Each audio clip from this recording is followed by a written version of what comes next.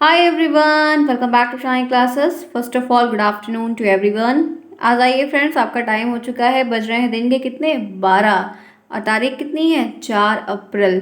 हम यहाँ पर अपनी क्लास को कर रखे हैं। आज की हमारी पहली क्लास है सुबह की। 3 क्लास आपकी होती, मैं डेली बोलती तब भी आप कमेंट बॉक्स में पूछते मैम टाइमिंग क्या है। हम नए हैं डियर, आप टाइमिंग नए हो, पीछे हो, आगे कहीं की पूरी वीडियो तो सुना करो। आप सुनते नहीं, मुझे रोज़ वहाँ पर टाइप करना पड़ता है। तो ये आप लोग टेलीग्राम ज्वाइन करिए, वहाँ पे आपको लिंक दिया जाता है, 5 मिनट 10 मिनट पहले दिया जाता है, तो वहाँ से ज्वाइन करिए। टाइम टू टाइम आइए, कब हो रही देखिए। मैंने बताया है एक क्लास में 12 बजे दोपहर में लेती हूँ, जो कि आपकी पहली क्लास रहती है। दूसरी क्लास में आपकी शाम को 4 बजे लेती हूँ। तीसरी क्लास में आपकी रात के 9 बजे लेती हूँ। ये मैं रोज़ बोलती हूँ ताकि आपको पता रहे। तो इसके लिए आप टेलीग्राम को ज्वाइन, लिंक आपको कमेंट बॉक्स में पिन करके मिलेगा, और नहीं तो आप टेलीग्राम पर जाइए, शानी क्लासेस सर्च करिए, आपको आसानी से मिल जाएगा। क्लियर, समझ में आई बातें? चलिए, अब यहाँ हम क्या पढ़ने वाले हैं इस बात को ध्यान रखना है। तो ये है पवन की सीरीज, वह पवन ही जल्दी अब ओवर होने वाला है हमारा, और हम यहाँ पे एसएसटी कर रहे हैं। ये आपका 5वां पेपर है। 5th पेपर का मतलब आप जान रहे हैं, दूसरे दिन ये आपका पेपर होगा। 50 नंबर का यह पेपर है। 15 प्रश्न आपको ऑब्जेक्टिव आएंगे, आपको ध्यान रखना है, और 25 आपको पासिंग ले आना है। इतना क्राइटेरिया हमेशा दिमाग में सेट करके चला करें कि किस पेपर में कितने प्रश्न आएंगे, हमको क्या क्या चीज़ें करनी है, ताकि आप गलती ना करें और आपको पता रहे। ये पेपर दूसरे दिन आपका होगा, जिस दिन आपका मैथ होगा, साइंस होगा, उसी दिन ये तीसरा पेपर रहेगा। इसी तरीके से होता है, पहले दिन 2 पेपर, फिर 3 पेपर, फिर 3 पेपर, और 8 पेपर पूरे कंप्लीट हो जाते हैं। तो चलिए फिर शुरुआत करते हैं आज की इस क्लास की। यहाँ पर आप जुड़े हैं शालिनी क्लास तक। मैं हूँ शालिनी, आप सभी का स्वागत करती हूँ। और कोई पहली बार आया, चैनल को सब्सक्राइब करिए, वीडियोज़ को लाइक करिए, कमेंट बताइए कि क्या दिक्कत है, कोई दिक्कत हो रही तो बताइए। जितना होगा उतना सोल्यूशन हम आपको देंगे, जितना मेरी तरफ से हो पाएगा। आपको पढ़ना है, मैं गाइड करके रास्ता आपको बताती चलूँगी, हर चीज़ें एग्जिस्ट हो जाएंगी, परेशान आप ना होइए, ठीक है। और जो एग्ज़ाम के लिए आप बार बार पूछते हैं, तो फ्रेंड्स पहले आप खुद को कमांड देके ये बताइए कि क्या आपका तैयार हो गया। जो आप एग्ज़ाम की डेट को खोज रहे हैं, क्या आप तैयार हैं? अगर आपकी डेट परसों निकल जाती तो परसों आप देने के लिए तैयार हैं? अगर आप तैयार हैं तब तो आप डेट खोजिए, वो समझ में आता है। लेकिन पहले खुद को तैयार कीजिए। क्या सारे सब्जेक्ट तैयार हो गए? 8 सब्जेक्ट है, सारे अच्छे से प्रिपेयर है कि हाँ कमांड हो गया कि कर लोगे? तो जब वो कमांड बिल्ड हो जाए तब आप डेट की तरफ परेशान हो, वरना जब भी आएगा आएगा। क्या ही कर सकते हैं, मेरे हाथ में थोड़ी है कि मैं निकाल के डेट शीट करवा के पेपर करवा दूंगी। तो आराम से होगा, जो भी होगा वो लोग करते हैं, उनके ऊपर है, हमारे ऊपर नहीं है, ठीक है। चलिए फिर शुरुआत करें आज की। चलो आ जाओ, ये सिंपल चीज़ें हैं, सोशल साइंस है। आइए आज हम करेंगे बहुविकल्पी से स्टार्ट। ये आपके सामने है, पहला क्वेश्चन आपके सामने है। स्क्रीन को मतलब क्वालिटी इंक्रीज करिए, सब कुछ दिखेगा। दिया है, इतिहास हमारे संपूर्ण भूतकाल का वैज्ञानिक अध्ययन का लेखा जोखा होता है। ये कथन किसने कहा है? जो इतिहास है, हिस्ट्री जो होती है, वो जो हमारा पूरा भूतकाल रहता है, उसका एक वैज्ञानिक, एक साइंटिफिक जो है लेखा जोखा होता है। ये हेनरी जॉनसन ने, रैप्सन ने, जॉनसन ने और प्रोफेसर घाटे का कथन है। बताइए, आंसर करिए किसका है? ये किसका है, किसने कहा है? एक ही ऑप्शन बेस्ट है, वो प्रोफेसर घाटे ने कहा है। ये ठाकुर पब्लिकेशन की बुक में भी लिखा है, अगर किसी के पास है देख सकते हैं। आगे बढ़ते हैं, इतिहास का जन्मदाता किसे कहा जाता है? ये इंपॉर्टेंट है, ध्यान रखना। ये वाला भी प्रश्न अच्छा है, क्योंकि शायद पूछा भी गया एक आध साल। तो बताइए क्या होगा? रैप्सन है, हेरोडोटस है, घाटे हैं, इनमें से कोई नहीं। ये प्रश्न तो मैंने भी करवाया है। बताइए क्या होगा? Which option is best according to all of you? History के फादर ऑफ हिस्ट्री कौन है? फादर ऑफ हिस्ट्री कौन है? तो यहाँ पर राइट आंसर है हेरोडोटस। सी ऑप्शन जिन्होंने कहा उनका बेस्ट है। किसका कितना सही हो रहा है, काउंट डाउन करते चलिए, और फटाफट आंसर सभी को बताना है। विद्वानों ने जिन अनैतिहासिक ग्रंथों के मतलब साधनों से, सोर्स से भारतीय इतिहास का अन्वेषण किया है, अन्वेषण का मतलब क्या होता है? खोज किया है। क्या किया है? सर्च किया है, ठीक है। वो क्या थे, कहाँ से सारी चीज़ें हमें पता चल रही, जो हम आज पढ़ रहे हैं, जान रहे हैं, ये सब हमें कहाँ से पता चल रहा है? वैदिक साहित्य के ग्रंथ से, बौद्ध साहित्य के, जैन साहित्य के, उपरोक्त में से सभी। बताइए, आंसर करिए। बेस्ट प्रश्न है ये, एक बहुत अच्छा प्रश्न है। तीनों प्रश्न इंपॉर्टेंट है, जो इंपॉर्टेंट है वो हम बोलते जाएंगे, जो नहीं इंपॉर्टेंट है उनको बस देख लीजिए। तो तीसरे में यहाँ पर राइट आंसर क्या? उपरोक्त सभी। हमें बौद्धिक बौद्धिक साहित्य से बहुत कुछ पता चलता है, क्योंकि अलग टाइम ड्यूरेशन था। जैन से भी हमको बहुत सारी जानकारियाँ मिलती हैं, और वैदिक साहित्य से तो सबसे पहले जो साहित्य आया था, वैदिक काल जो आया था, वो सबसे पहले वैदिक काल आया था। तो वैदिक पीरियड से हमको बहुत सारी जानकारियाँ मिलती हैं। आगे बढ़ते हैं नेक्स्ट। तो तीसरे में डी ऑप्शन जिन्होंने लगाया उन सबका करेक्ट है। पृथ्वी पर जीवन की शुरुआत कब से मानी जाती है? 1.5 अरब वर्ष पूर्व, ढाई, 2, ढाई, 4.5, 5.5, ये सब। ये एक अननेसेसरी क्वेश्चन है, इसकी कोई ज़रूरत नहीं है, बहुत मुश्किल है कि ये आएगा भी। तो राइट आंसर है 3.5 अरब वर्ष पूर्व। आगे चलिए नेक्स्ट। जो क्वेश्चन नेसेसरी नहीं है हम उन पर वक्त नहीं देंगे, क्योंकि हमें बहुत कुछ पढ़ना है। मानव सभ्यता के क्रमिक विकास का सही क्रम क्या है? सही, ये अच्छा प्रश्न है। पहला है लौह युग यानी कि आयरन एज, प्रसारण युग यानी कि स्टोन एज, ताम्र यानी कि ब्रॉन्ज एज। फिर दूसरा है प्रसारण युग, ताम्र एवं कांस्य युग लौह युग, ताम्र कांस्य प्रसारण लौह, और इनमें से कोई नहीं। मतलब क्या है कि जो मानव की सभ्यता का एक क्रमिक डेवलपमेंट देखने को मिला, तो पहले कौन कौन सा काल आया, उसके बाद क्या क्या चीज़ें हुई। आंसर बताइए। अच्छा प्रश्न है। अब ये आपको पता होना चाहिए कि सबसे पहले क्या आया था, उसके बाद क्या आया था, उसके बाद क्या आया था। आंसर करिए। Come on friends, do it fast. बताइए क्या होगा। तो यहाँ पर राइट आंसर पांचवे का क्या है, बी ऑप्शन है। सबसे पहले स्टोन एज आई थी, प्रसारण काल सबसे पहले आया था, फिर ताम्र एवं कांस्य युग और लौह युग। ठीक है, ध्यान रखिएगा, सबसे पहले प्रसारण काल आया था, और कोई ऑप्शन नहीं, ये भी गलत, ये भी गलत। बी वाला जिसका है उनका सही है, सबसे पहले स्टोन एज आई थी। आगे बढ़िए। मानव विकास के क्रम को कितने भागों में बांटा गया है, 2, 3, 4, 5, 6, कितने भागों में बांटा गया है। तो मानव विकास का जो डेवलपमेंट है वो 3 क्रम में बांटा गया है। ठीक है, 3 क्रम में। कौन कौन से वो क्रम है ये आपको कमेंट बॉक्स में बताना है। अगर नहीं बता पाएंगे तो हम आपको बता देंगे नेक्स्ट क्लास में जो करवाएंगे। और लेकिन ये एक अननेसेसरी प्रश्न है, ठीक है, बहुत इंपॉर्टेंट नहीं है। चीनी यात्री किसके शासनकाल में भारत आया था, ये जानते हैं कितना परसेंट इंपॉर्टेंट है, 99% इंपॉर्टेंट है। ध्यान रखना, वेरी वेरी इंपॉर्टेंट। वीएम इसको लिखते हैं, वेरी इंपॉर्टेंट, ध्यान रखना। नंद के, हर्षवर्धन के, बिंदुसार के, चंद्रगुप्त मौर्य की, ये मैंने भी कराया है। कोई नहीं कह सकता है कि मैंने इसको आपको पोल भी नहीं कराया, मैंने इसको आपको सोशल साइंस के बहुविकल्पी प्रश्न करके महत्वपूर्ण प्रश्न के टॉपिक भी नहीं करवाया है। नो वन सेड दिस, मैंने करवाया है और ये इंपॉर्टेंट भी है। तो राइट आंसर आपको पता है कौन सा ऑप्शन सही होगा। कम ऑन फ्रेंड्स, बताइए। तो हर्षवर्धन, ठीक है, ये आएगा, ध्यान रखिएगा। आगे बढ़ते हैं इसी के साथ नेक्स्ट। चलिए, प्रसारण काल को किस नाम से जाना जाता है। प्रसारण काल को हम और किस नाम से जानते थे। आपका 2 नाम होता है, एक घर का एक बाहर का, तो वैसे इसको इसका भी नाम है। पूरा प्रसारण काल, पूर्व प्रसारण काल, मध्य, उत्तर, उपरोक्त सभी। आंसर करिए। Which option is best according to all of you guys, कि आप लोग को यहाँ पर क्या सही लगा या आप क्या चूज कर रहे हो, बताइए। राइट आंसर क्या होगा, बता सकते हैं। प्रसारण काल को और हम किस नामों से जानते हैं, प्रसारण काल को हम और किन नामों से जानते हैं।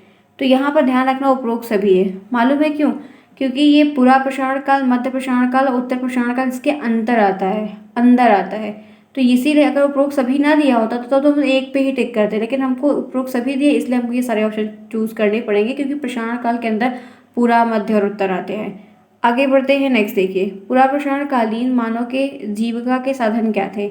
जब पूरा प्रसारण काल चल रहा था तो जो मानव लोग रह रहे थे वो कैसे, उनका जीवन क्या था।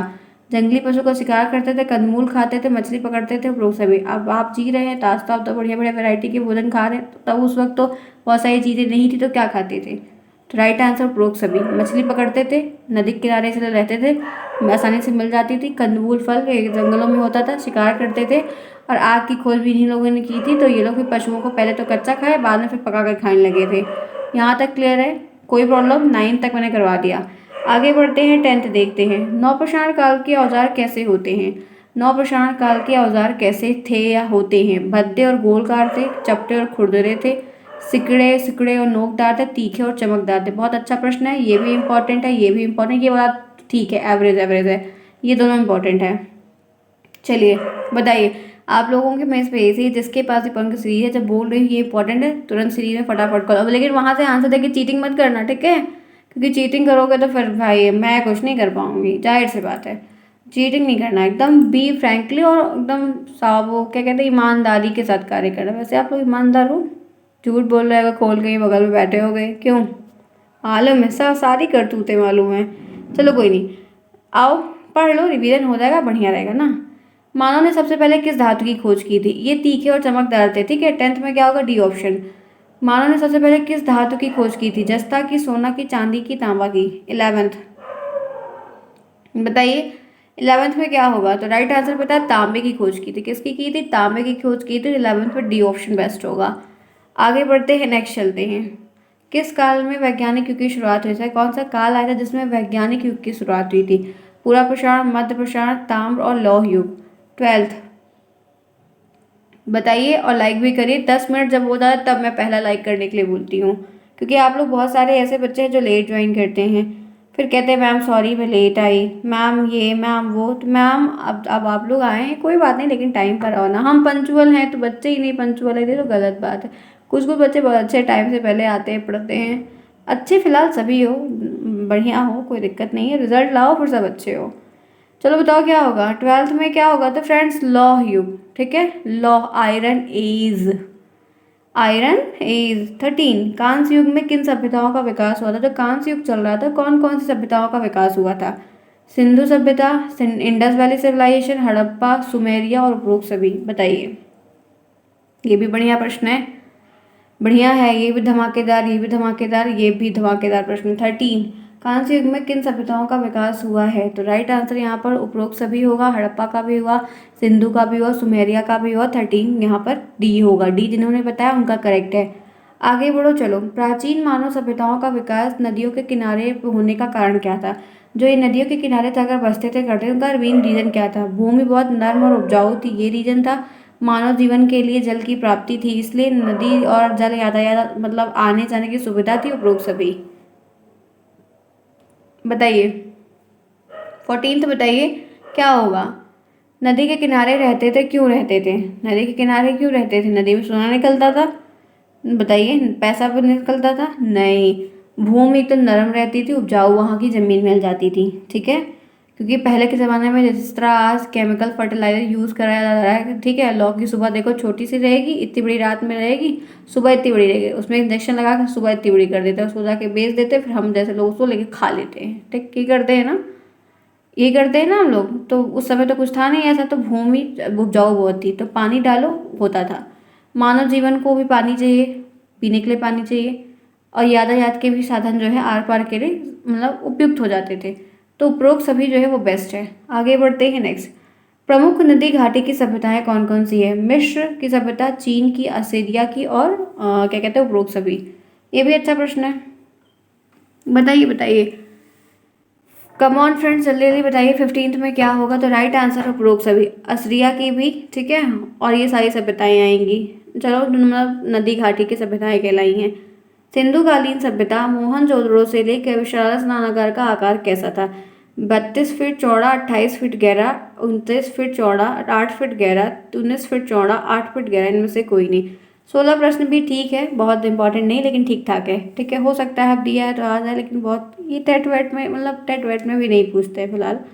16 में क्या होगा, तो बी ऑप्शन है, 39 फीट चौड़ा, 8 फीट गहरा। आगे बढ़ते इसी के साथ चलते हैं नेक्स्ट पे। आइए, मोहनजोदड़ो ने अन्नागार का आकार कैसा था। मोहनजोदड़ो में अन्नागार जो था, अन्नागार मतलब जहाँ पे वो अपना अन्न रखते थे, साल भर का स्टोरेज रखते थे ना, हम लोग के घर में भी रखा जाता है, बड़े बड़े बखार होते हैं, बड़े बड़े ड्रम आते हैं, खूब बड़े बड़े ना, गेहूँ चावल साल भर का स्टोर करके रखा जाता है कि नहीं रखा जाता है। तो आप जान ही रहे, तो वैसे जैसे घरों में आज रखा जाता है, तो पहले क्या था कि इस पूरी सभ्यता के जितने भी लोग थे उनका एक ही जगह रखा जाता था।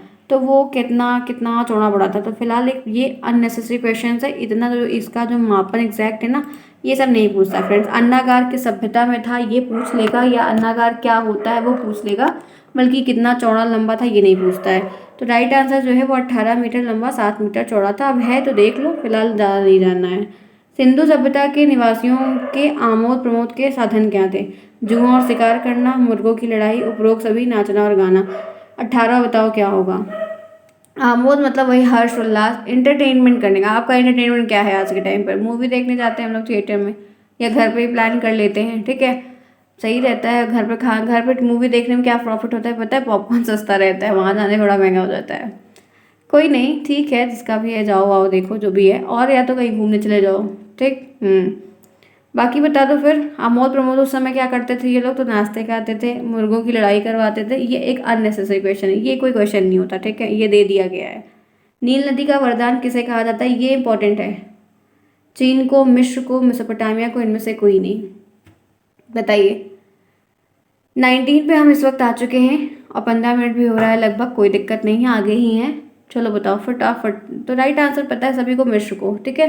क्योंकि क्या होता था, बहुत बार तूफान आबादी आई थी, प्रलय टाइप का आया था, बाद में वहाँ पे भूमि को उपजाऊ बनाने के लिए पानी वगैरह नहीं थी, फिर वहाँ से नील नदी गई, तो उससे जो बैरन लैंड था, बंजर स्थान था, वो उपजाऊ बना, तो वो इसीलिए काफ़ी उनका आशीर्वाद रहा। तो नील नदी का वरदान मिस्र को कहा जाता है। नेक्स्ट, मिस्र में फारो के मकबरे को क्या कहते हैं। जिगरात, टोपिया, ताबूत और पिरामिड। अच्छा प्रश्न है, ठीक ठाक है, बढ़िया है।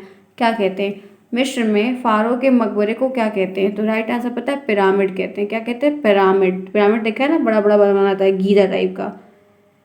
चलो नेक्स्ट आता 21। धार्मिक विश्वासों के आधार पर सिंधु निवासी मृतक का अंतिम संस्कार करते थे। मृतक को जमीन में गाड़ कर पूरी समाधि देते थे।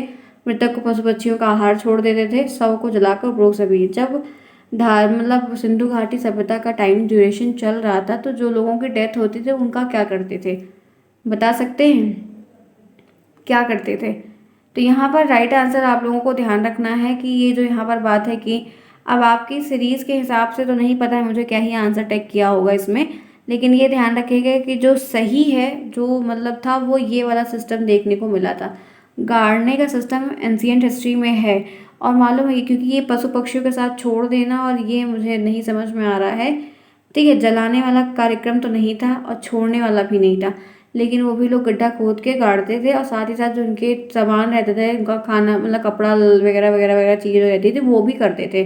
तो मुझे ए वाला बेस्ट है, यही मैंने भी पढ़ा है एंशिएंट हिस्ट्री में, खासकर ये चीज़ें क्लियर है। जलाने का सिस्टम बाद में आया था और जो है वल्चर मतलब बाज उसको छोड़ने का ये नहीं दिखाया है। ठीक है, आगे चलिए। मेसोपोटामिया की सभ्यता किसका मिश्रित रूप है? मेसोपोटामिया किससे दो से मिलकर बनी? सुमेरिया और बेबीलोन, असीरिया और बेबीलोन, सुमेरिया, बेबीलोन, असीरिया, इनमें से कोई नहीं। ये भी ठीक ठाक है, ठीक है, एवरेज है, 50% मान लेंगे। तो राइट आंसर है तीनों से, सुमेरिया, बेबीलोन और असीरिया। ध्यान रखना, ठीक ठाक है, बढ़िया है, कोई दिक्कत नहीं, देख लो। लेकिन नेक्स्ट देखो, हम्मुराबी की विधि संहिता में धाराएं थी। ये प्रश्न नहीं आएगा, ये आउट ऑफ है, बाहर का है, नहीं इतना नहीं आता। हम्मुराबी, इसकी राबी, उसकी राबी याद ही नहीं रहेगा किसी को। बहुत डीप में जो घुसेगा उसे पता है, बाकी भूल जाओगे, देख लेना, ये नहीं आएगा। ठीक है, लेकिन देख लो राइट आंसर यहाँ पर 285 है। मैंने गूगल सर्च किया तो देखा इनके बारे में, लेकिन अननेसेसरी इसलिए बहुत डिटेल में नहीं बताऊंगी कुछ भी, नहीं आएगा ये। वैदिक सभ्यता का संबंध किस काल से है? वैदिक सभ्यता किससे? कांस्य से है, लौह से, पूरा पुराण, उत्तर पुराण। ये ठीक है, अच्छा है प्रश्न, ये आ सकता है। बताइए वैदिक सभ्यता का संबंध किस काल से मानेंगे? तो राइट आंसर यहाँ पर आयरन एज से। ठीक है, लौह युग से। आगे बढ़ते हैं नेक्स्ट। निम्नलिखित में से कौन सा पुरुषार्थ है?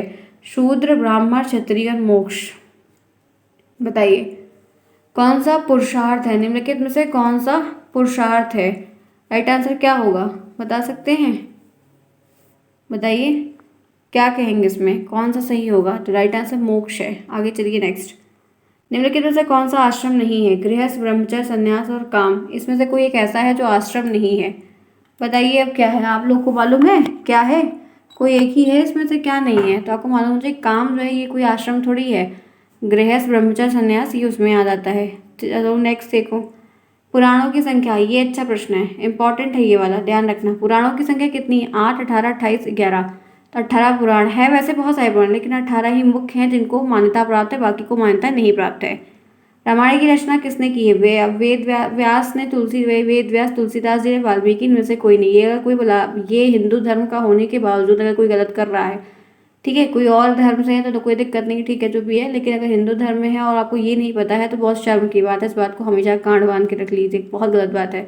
ये हमारा धार्मिक है और यही नहीं पता है फिर उस पर बेकार है, व्यर्थ है जीवन। ध्यान रखना, हम एकदम सीधी बात बोलते हैं, अच्छी लगे या बुरी लगे, नहीं, ये पता होना चाहिए, हिंदू धर्म में होने के नाते पता होना चाहिए। तो राइट आंसर क्या होगा? ये आंसर आप मुझे बताएंगे कमेंट बॉक्स में, ध्यान रखिएगा, ईच एंड एवरी वन। बहुत गलत बात है अगर नहीं पता है किसी को तो। महाभारत की रचना किसने की है? बहुत अच्छा, ये दोनों प्रश्न आप बताएंगे, ये दोनों का ऑप्शन आप मुझे 28, 29 मुझे ईच एंड एवरी, जितने भी बच्चे आते हैं जो मेरे से कई बार बोले हैं, मैंने सबको रिप्लाई दिया है। ध्यान रखिएगा, बॉयज़ एंड गर्ल्स बोथ, मुझे इन दोनों के आंसर्स चाहिए, बहुत ही बी फ्रैंकली मैं बोल रही हूँ, ठीक है, ध्यान रखिएगा। चलिए, महात्मा बुद्ध के समय जनपदों की संख्या कितनी थी? 12 जनपद, 16, 20, 18, बताओ कितने थे? अच्छा प्रश्न है, ठीक ठाक है ये भी। राइट आंसर को पता है 16, कितने? 16। आगे बढ़ते हैं नेक्स्ट। कौशल महाजनपद की राजधानी क्या थी? ये भी प्रश्न अच्छा है, 16 महाजनपद में से पूछा जा रहा है। चंपा, वाराणसी, कौशाम्बी, श्रावस्ती, ये आ सकता है। 31, बताइए 31 में क्या होगा? तो राइट आंसर पता है श्रावस्ती, डी ऑप्शन जो है वो करेक्ट है। नेक्स्ट, बौद्ध और जैन साहित्य में कितने गणराज्यों का उल्लेख मिलता है? 15 का, 5 का, 18 का और 10 का। बताइए। ठीक है, ठीक है, ये वाला इंपॉर्टेंट है, ये इतना नहीं है, लेकिन 10 का उल्लेख है, ठीक है, 10 का। सिकंदर ने भारत पर पहला आक्रमण किया, कब किया था? Very very very very important, ध्यान रखना, लिख लो, बहुत इंपॉर्टेंट है।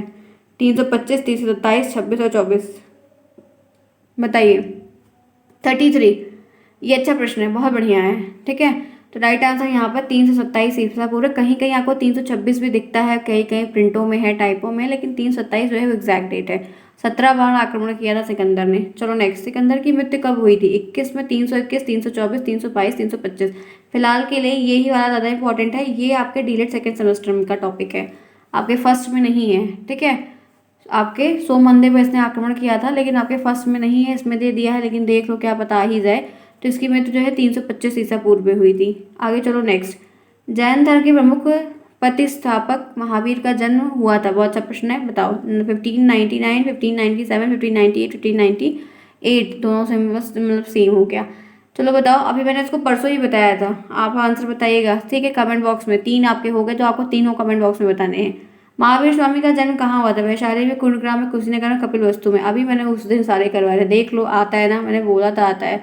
तो राइट आंसर क्या होगा? सब बताया है, ठीक है। नेक्स्ट चलो, 36 में, 36 में कुंडग्राम। 37 में क्या होगा? महात्मा बुद्ध कौन थे? धर्म प्रचारक थे, बौद्ध धर्म प्रवर्तक, समाज सुधारक, इनमें से सभी। महात्मा बुद्ध कौन थे? इनको क्या उपाधि मिली थी? सब कुछ थे, समाज को सुधारते थे, धर्म के प्रचारक थे और बौद्ध धर्म के प्रवर्तक थे, यानी कि चिन्ह थे, वही तो लेके आए थे। बौद्ध धर्म के प्रवर्तक कौन थे? बौद्ध धर्म के प्रवर्तक कौन थे? गौतम बुद्ध, अशोक, महावीर और अश्वघोष। 38, तो राइट आंसर अभी हमने पढ़ा ही है, गौतम बुद्ध। क्या है? ए ऑप्शन जो है वो बेस्ट है। फ्रेंड्स, फिर आज की दोपहर की क्लास वहीं पर करती हूँ ओवर। मार्क कर लो, 38 तक मैंने करवाया। मैं 25-15 के ऊपर नहीं टिकी रहती हूँ कि टारगेट बना लूँ, आज 25 करवाऊंगी, कल 25 करवाऊंगी। उससे क्या होता है, टाइम ज़्यादा जाता है। आप 1 घंटे की क्लास में 25 क्वेश्चंस करने आते हो, तो आपके लिए ही वो यूज़फुल नहीं। इतना टाइम कौन देगा फ्रेंड्स? नहीं, बहुत टाइम इंपॉर्टेंट है, ठीक है। Time and tide, wait for none. तो ये आपकी छोटी सी क्लास, जैसे 35 क्वेश्चन 38 मैंने करवा दिया। अब मैं आगे मिलूंगी आपको नेक्स्ट क्लास में नई चीज़ों के साथ, जानेंगे समझेंगे। क्लास पसंद आई है तो लाइक करना बिल्कुल भी ना भूलें। मिलते हैं नेक्स्ट में, तब तक के लिए take care, bye bye, see you soon, best of luck.